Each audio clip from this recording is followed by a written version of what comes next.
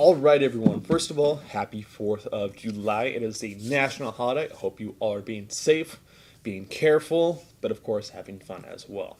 Today's video, while I'm sitting here at the shop not doing a whole lot of anything, I'm going to be going over the Navrich SSX23 and the Tokyo Marui Mark 23 and doing a side-by-side comparison between these two. Now, if you guys are not familiar with Airsoft YouTubers, there is a huge following for a lot of the Airsoft snipers, specifically for Navrich, Silo, Kicking Mustang, and over in America we have House Gamers. Those are the biggest names that are being followed as far as Airsoft sniping. And what do they use for secondaries? A lot of times they're using a Mark 23 clone. Or if they're having a funny video, they may have high kappa, an MP7, grenade launcher, stuff like that. But for the most part, they always recommend going with a Mark 23 silenced secondary for those up-close silent kills where they don't want to give their position away. Or players are possibly too close in order to engage them with that higher velocity sniper rifle.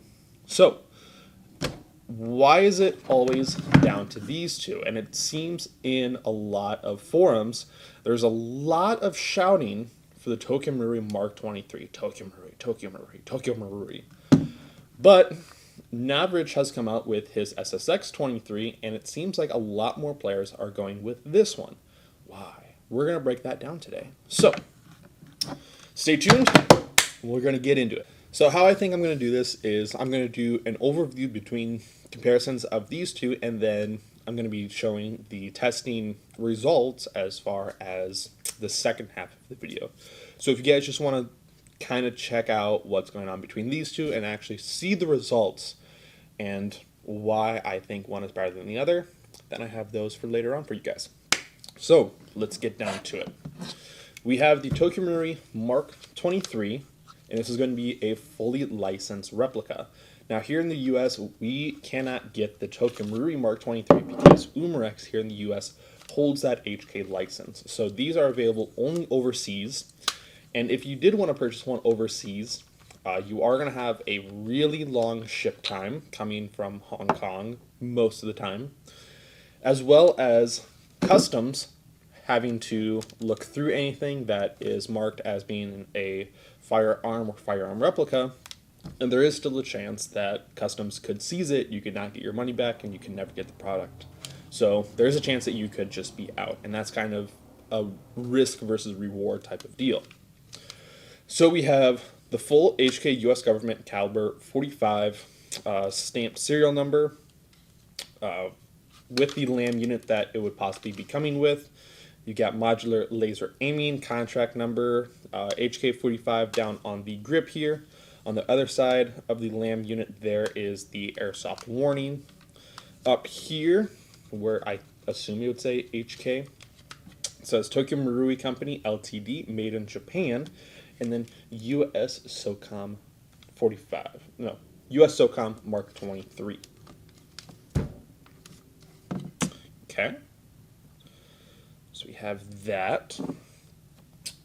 On this guy, we have Tokyo Marui Company Ltd, made in Japan, and then we have a 45 cal down the other side. No round count insert like with Glock magazines. And then here we actually have the glossy U.S. government patent number, serial number, MFR number, NSN number, and then Tokyo Marui made in Japan. Model GHG, caliber 45 ACP. So we have all of this going on as far as licensing here on the Tokyo Marui, assuming that it does come with all of the accessories that this one originally came with. Overall, it's fairly bare bones. You have just regular iron sights, not painted, no fiber optic. It is going to be a plastic slide, a plastic barrel, a fairly thin, glossy mock suppressor, the LAM unit, which is going to be a laser and flashlight combination back in the early days when you didn't have anything that was super small and tactical. So this is the LAM unit that is all plastic. A plastic frame that is a little bit thinner. It is a little bit higher strength compared to the slide, but I still am nervous as far as it possibly breaking. If I squeeze it too hard like that, I'm feeling it flex. Magazine is going to be all metal. In fact, takes half of the total weight of just the pistol, not including the suppressor. So with the magazine inside of it, it essentially doubles the weight of everything here. As far as function, there are two safeties. Ambidextrous magazine release. So the slide release does function as a safety. We've got that popped up. Can't fire. Pop that down. Does fire. We have the thumb safety, which only engaged when the hammer is backwards. If you do try to force it up, you will break the internal. So just a heads up. Hammer has to be back if you want to engage that thumb safety that is ambidextrous. And that is really it. This is a non-blowback in function. Oh, the trigger is metal as well. So the entire operation is non-blowback as a function, so the slide does not operate even if there is gas within the magazine. However, you still have the option of pulling that slide back as if it were a full blowback. Has absolutely no function. Just there for decoration, essentially. You can get into these. This is one of the few non-blowbacks that you can actually disassemble if you do want to put any sort of upgrades or do any modifications or replace any parts internally. And for that, I'm not going to go into depth with that because there are tons of other videos that already show the disassembly of this. So we have that. Now for the Navrich. The suppressor here is going to be another thin aluminum. However, this is his modular suppressor. So there are 3 or 4 different segments of the entire suppressor. So if you wanted a shorter suppressor, you could take the cap off, take this entire piece off. So you actually have to take the middle piece out, right, because this is the one that was on the top, and then it just drops down and meets with the bottom one here. Like so. Now you have a shorter suppressor in order to better fit any sort of holsters you have. That's why it's the modular suppressor. Of course, it can come off. The Tokimuri can come off as well. This has an orange tip. That one does not. The barrel is going to be a aluminum as well, so nice metal. The barrel, or imitation barrel, is going to be metal as well. The frame here is still going to be a polymer plastic, metal magazine as well, and again, this one is going to double the weight of the entire weight of the Navrich pistol as well. So you need this in order to get some weight in there. The slide release has absolutely no function. It's just there to hang out. Again, the thumb safety that is ambidextrous does need to be engaged with that hammer back. Throw that down. Otherwise, we're just going to break something internally here. The Navrich does come with a TDC hop-up unit modification, a top dead center or top down center hop-up that is going to be significantly more consistent to the rotary hop-up that the Tokimuri has installed. However, you can make that TDC modification to the Tokimuri if you want to. It is cool that it does come with that modification. There are also slots for a RMR optic if you did want to put any sort of small red dot on the top of the Navrich here. You can do that. I don't have the Corona. This one also comes with fiber optic sights. The front one is green, the back two are a red. These are actually brighter compared to some other fiber optics that I have, despite the fact that these are actually burnt on the ends in order to help retain the position inside of their iron posts. So very cool and very unique that they are indeed so bright. The trigger here is going to be all metal as well. There is a cutout here for any sort of LAM unit. Both the Tokimuri and the SSX-23 have the HK very wide rail mounts for the LAM unit specifically, or anything that mounts directly to HK rail systems. However, Navrich also internally on the inside of the frame did put some pre-drill inserts, so you can take a drill down through the frame if you did want to put his aftermarket Picatinny rail adapter onto the pistol here in order to mount any sort of modern flashlight or laser assembly. So very cool that he thought about that as well and already went through the steps in order to make sure you have easy access in order to install those parts yourself. One thing that I did forget to mention is the use of trades here on the Navrich. Now this is going to be US compliant as far as having no licensed trademarks on here, aside from his own branding, which is Navrich 16 clockwise, in order to tell you what threading direction this has. Made in Japan, I think. Made in Taiwan. SSX23, I think its individual serial number. On the grip, Navrich, and on the other side, Navrich as well. And on the magazine itself, a whole lot of nothing as far as trades, just a standard magazine. Now, this is US compliant as far as having no licensed trades. This one is not US compliant with those HK trades on there. So this one is significantly easier to get a hold of here in the US. This one not so much. Let's also do a side-by-side comparison of the suppressors, since the pistols are essentially going to be the same dimensions as far as length and grip length. But the suppressors here, the Navrich actually has an extra 2 inches or 1.5 inches of length compared to the Tokyo Marui. However, in testing, the Tokyo Marui being foam-filled as well as the Navrich, the Tokyo Marui actually did 5 decibels lower as far as a shooting test right next to my decibel meter. Having foam-filled extra inch, the Navrich was a little bit louder, and I think that was purely of the action of the hammer assembly. The pitch of each assembly being used in action is going to be slightly different. The Tokyo Marui is a lower pitch compared to the Navrich, which is a higher pitch. Which a higher pitch is sometimes confused as having a louder action, and when in fact it was louder by 5 decibels. However, in the long distance testing of putting BBs down range and having my decibel meter 30 feet away, they did shoot at the exact same decibel reading, which I think was 80 or 75. So at distance, these sound the exact same. However, up close, a little different. One thing that I did want to quick note as well is that Tokyo Maruis are a lot of times being described as having an issue of having a sticky magazine release. Now this Tokyo Marui was pre-owned and has seen a lot of use, so this magazine release has been worn in quite a bit to where it just falls out like so.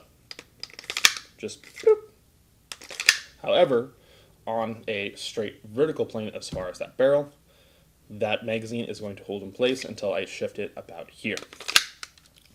Versus the Navrich, described as being super easy in order to slide out, we can see perfectly level as well. The magazine is not going to stick until there, but go here, bam, bam, bam.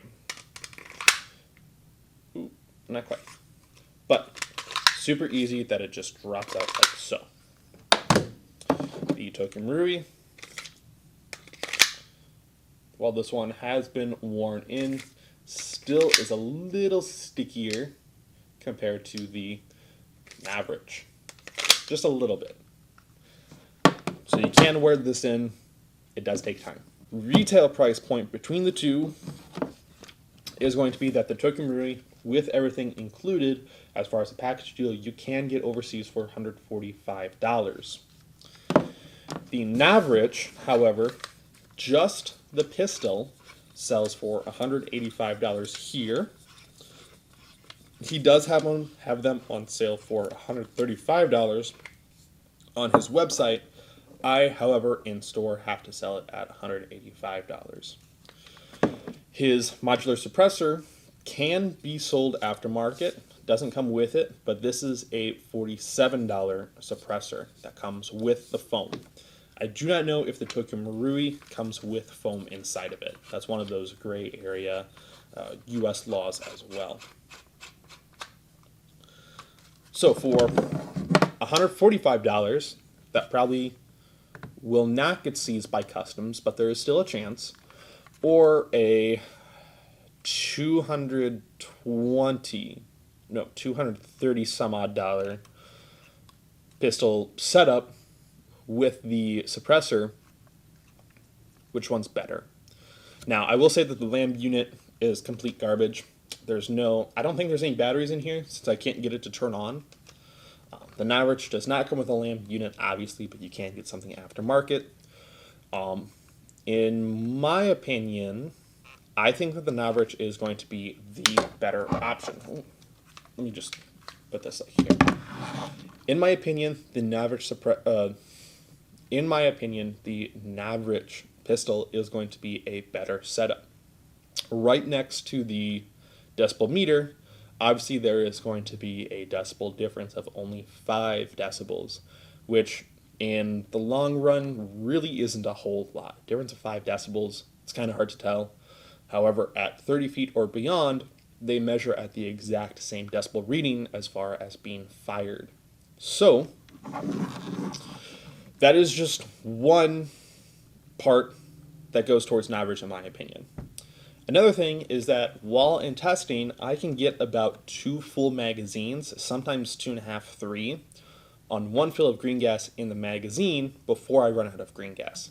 The Tokyo Marui, with the same magazine count as the Navrich of 23, still struggles in order to get through every shot despite having a full fill of green gas. Both are completely non-blowback. However, the Navrich did end up being significantly better as far as being consistent as far with gas, or efficient with gas. The Tokyo Marui was having some problems with some, or at some point with the magazines, it would be significantly harder in order to do the double action feature, in which case I had to preload the BB into the chamber, pulling that hammer back, and then using it single action style.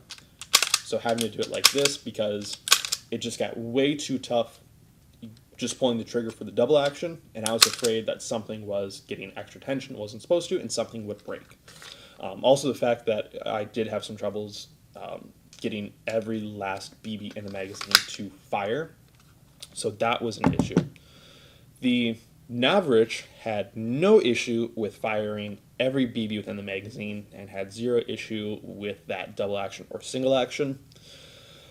As far as velocity, the Tokyo Marui was shooting consistently at 330 feet per second versus the Tokyo Marui had a high of 300 feet per second. So here in the US, we can bump the velocity up a little bit on pistols, so having the ability to go even faster, even farther, does create a better advantage for sniper players that want to remain silent. Another thing is accuracy. Accuracy is a very big thing if you are in a hide and you want to remain hidden, but you aren't able to engage in players that are within that 150 foot minimum engagement distance, and so you need a pistol that is going to be accurate up to a distance. Now, at 40 feet, the Navrich pistol was shooting out of the box with a hop up on a 2.5 gram BB. So it was going up about 4 inches from where I was aiming. I was seeing them go up. Versus the Tokyo Marui, despite me turning the hop up all the way up, and also using a 2.5, the BBs were dropping a good 6 inches. And overall, despite having a hop up and no hop up, the BBs were still everywhere with the Tokyo Marui, versus the Navrich were a little better, tighter, or were a little better as far as consistency. But we can also chalk that up to shooter error, since I was having to do this double action and then eventually switched to single action shooting, which single action pre-engages that trigger before you pull it, resulting in a little bit more control in firing the pistol. You don't get as much wobble back and forth like you probably saw or you will see in the video.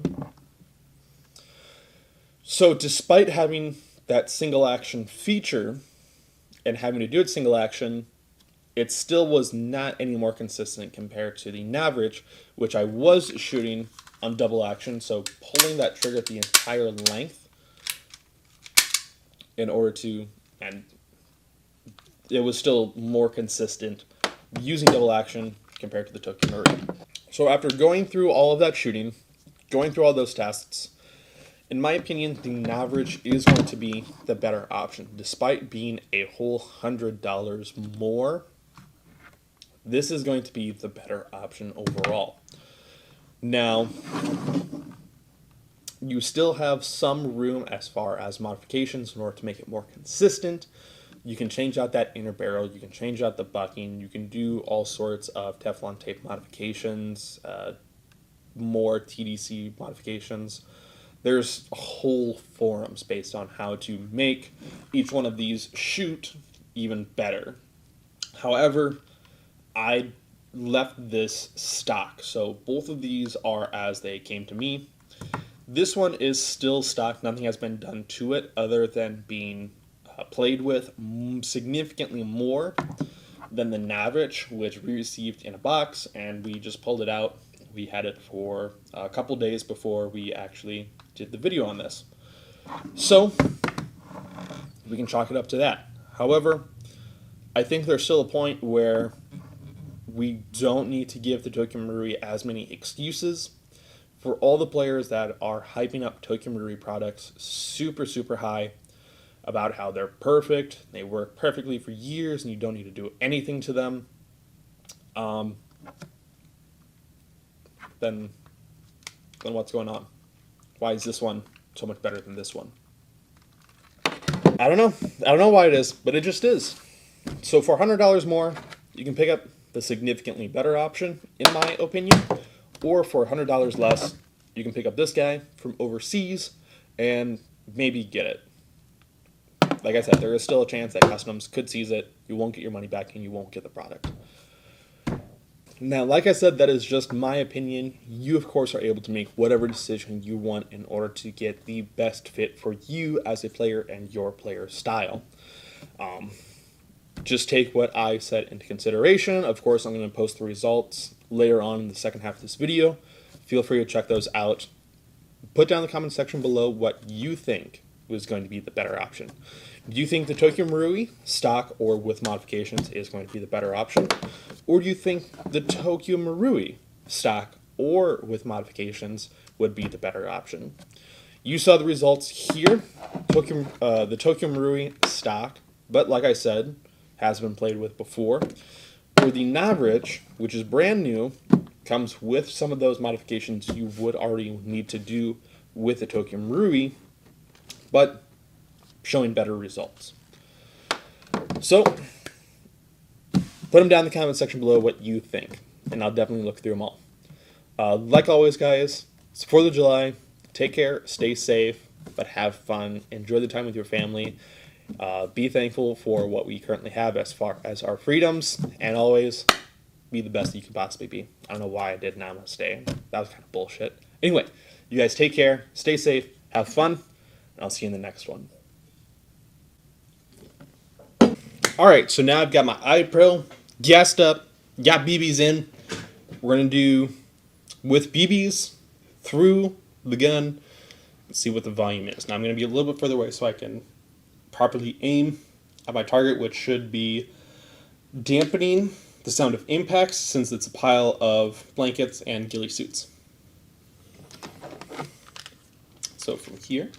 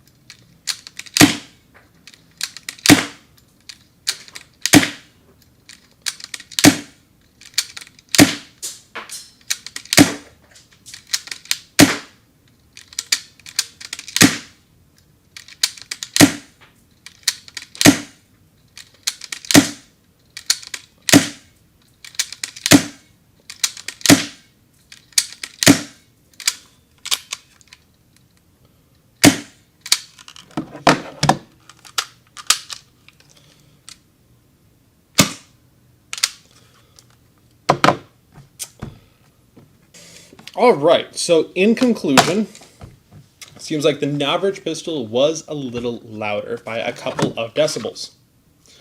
It looks like that was it. Yep, all out there. This one still got a couple BBs left. So what I'm thinking is, I'm going to BB these back up, gas these back up, put iPro back on, and down the range I'm going to be putting BBs down range, and from a distance we'll listen and see what the sound is like. All right, from 25 feet away, let's start with the Tokyo Marui. I guess using like a base, take the suppressor off for a couple of shots. Here we go. Tokyo Marui, Mark 23, unsuppressed.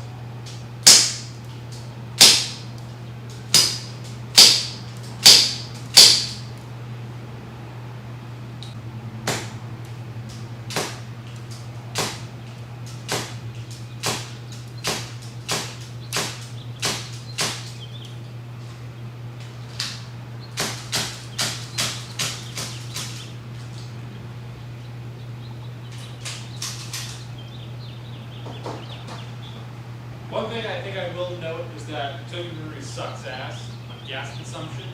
Can't even go through full magazine on gas, and it's not even doing blowback. So, not sure what that's about. The Navrich SSX-23.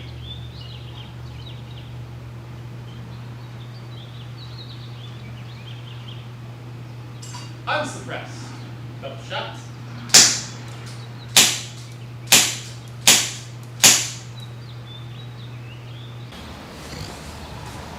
Thank God that I double checked my footage, because I have to redo the Navrich pistol since my iPad did an automatic shut off. I couldn't see what the decibel readings were. So this is cut right after I did the unsuppressed, so suppressed.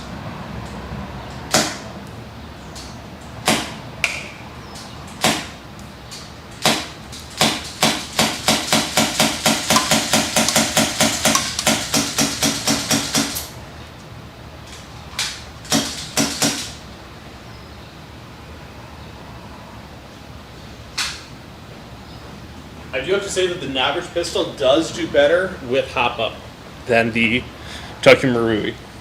All right, so I'm sitting about 40 feet back. So I've got iron sights, Navrich SSX-23 that I'm going to be trying to impact a cardboard target with, using just iron sights. Lids.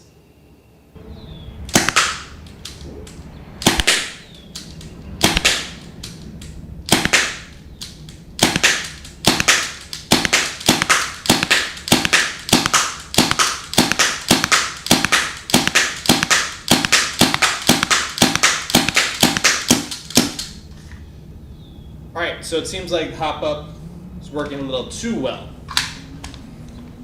We have that. Then, got the Tokyo Marui. I'm filling up even more with gas so I can try to go through the whole magazine. Because this kind of sucks as far as gas consumption, despite being a non-blowback. So Tokyo Marui, again, it's pre-owned, it's heavily used. So I noticed at the decibel rating test, BBs were dropping at about 80 feet. So we're going to chalk this up to used and abused.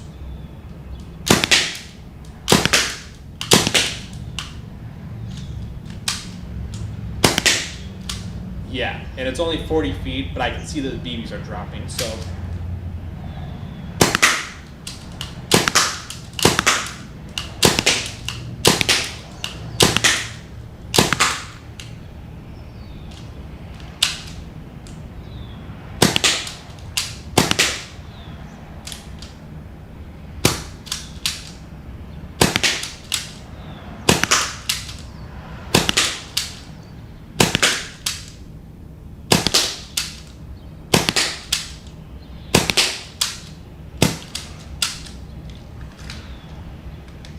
and I have to resort to using the hammer because the hammer assembly otherwise won't work.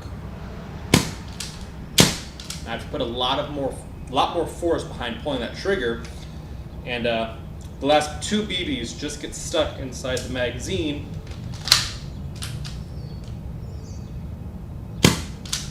I can't get them out.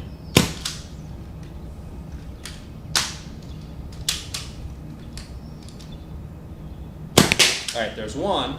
Can I get the second and the last one?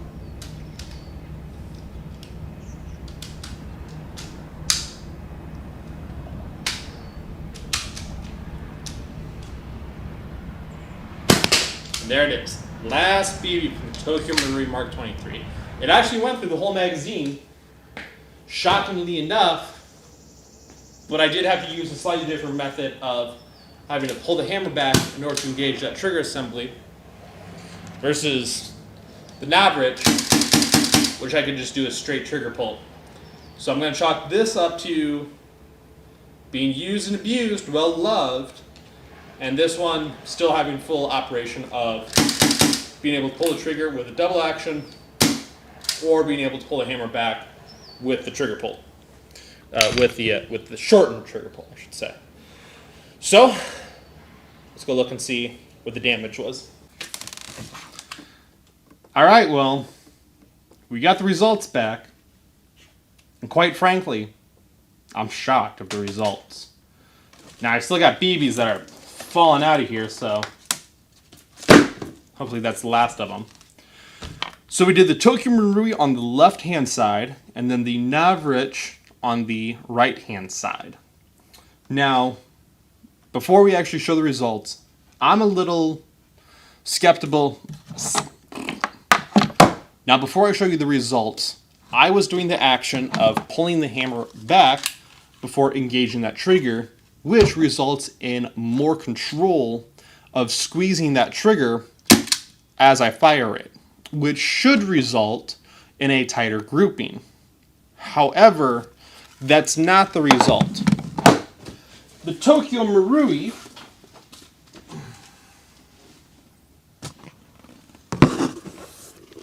actually, let me throw this up here. The Tokyo Marui had a grouping size all around here. We had 2 big flyaways way down here in the bottom left, which results in a pretty big grouping at 40 feet or 12.19 meters. Now, this type of grouping really isn't that great. Now, the Navrich pistol, I noticed, was overhopping just a little bit. The Tokyo Marui, underhopping. It was struggling. With 2 5s at 40 feet, it was struggling. I mean, like, they were dropping a good 6 inches before hitting that cardboard. So, tried to compensate the best I could with my naked eyeballs and iron sights. And I had the exact same disadvantage with the Navrich pistol, naked eyeballs and iron sights. The difference is that it was overhopping. And despite overhopping, I think more than the Tokyo Marui was dropping, it still resulted in a better grouping size. Now, we still had one big flyaway way up here on the upper left, but the grouping is still all here. Still tighter than the Tokyo Marui. And honestly, the mass of the grouping here is tighter than the Tokyo Marui, which is here. So, as far as consistency and accuracy, I think the Navrich one gets it. Now, I shot a total of 23 shots in both pistols, which was the magazine capacity for both of them. So, they both had fair chances. Of course, we can chalk the Tokyo Marui's poor performance. Now, I expected the Tokyo Marui to be a better performer. I honestly did. Especially with having that assistance of having a shorter length of trigger pull. I totally expected the grouping size to be like tight.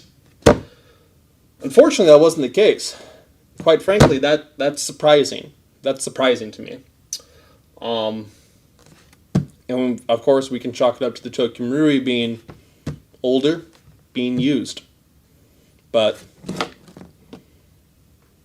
do we really need to excuse it that much? Are we really going to give it the pass on that one?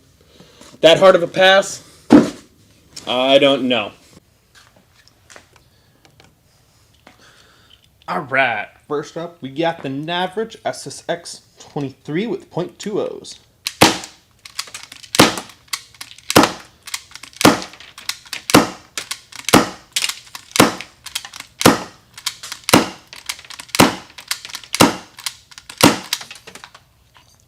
Alright, we got the first 12. I'm going to take the suppressor off and see if that is going to change any of the velocity. All of the threads for all the stabilization. Alright, here we go.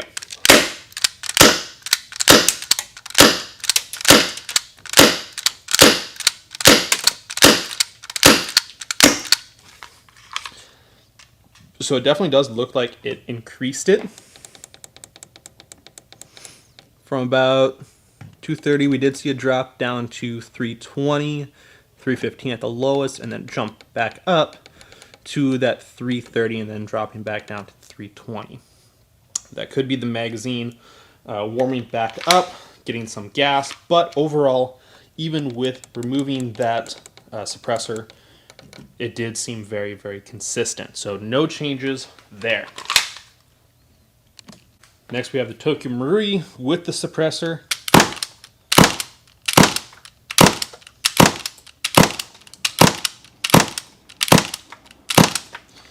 All right, so we got 300 dropping down to 287. Take the suppressor off to see if there is any velocity change there. Got to set farther back.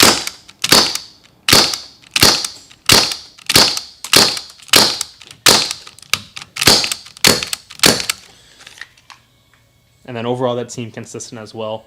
Velocity dropping a little bit, probably from gas expansion. However, for some reason, there's still BBs in the magazine. We'll see if we can shoot those out.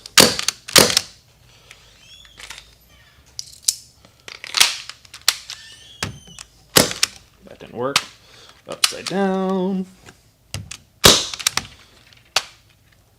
I'm holding the pistol upside down, engaging that hammer to assist preloading the BB into the chamber.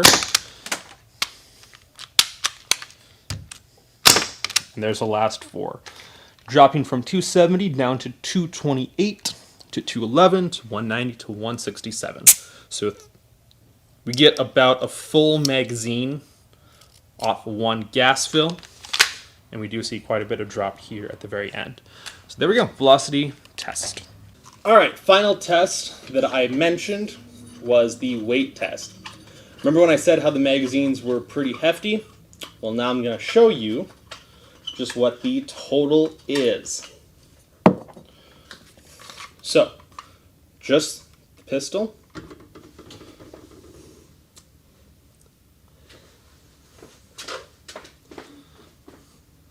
£1 pound, 2 ounces.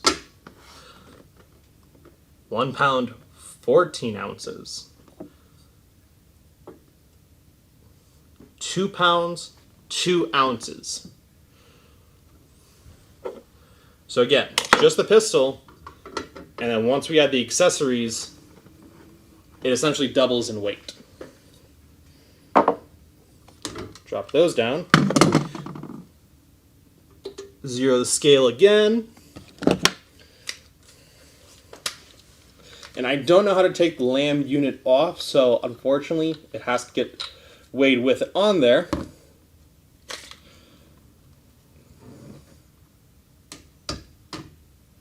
So just the pistol is a total of 1 pound, 2.7 ounces. With that magazine, 1 pound, 15 ounces. And with suppressor, 2 pounds, 2 ounces. So again, 1 pound, 2.1, 2.7, 2 pounds, 2.6. Again, essentially doubling the total weight of the pistol, just the accessories. Pretty crazy. Pistols are pretty dang lightweight, but once you add just a magazine and just a foam-filled suppressor, it gets incredibly lightweight.